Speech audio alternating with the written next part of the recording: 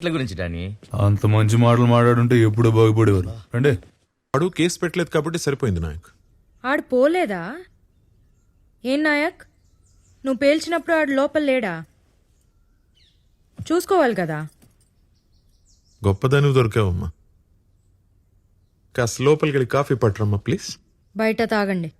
నేను వెళ్తే ఆయన భయపెట్టేసి ఏదో ఒకటి ఒప్పించేస్తారు. ఎవడిని? అది అసలు భయపడే రకమా? ఆ నాగరాజు బార్ కూల్చినప్పుడు చూడాల్సింది. సౌండ్ ఎస్పీ ఆఫీస్ దాకా వెళ్ళిందమ్మా. నేను ఉండాల్సింది.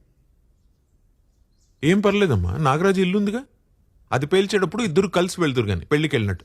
సరేనా? ఏమైనా ఇదంతా డానీ కోసమేనా? ఆ డానీ గాని ఖచ్చితంగా కొడతాను సార్, కానీ ఎలా కొట్టాలో ఇంకా నేను డిసైడ్ చేసుకోలేదు. ఇది మాత్రం డైరెక్ట్గా నాగరాజ్ గారికి.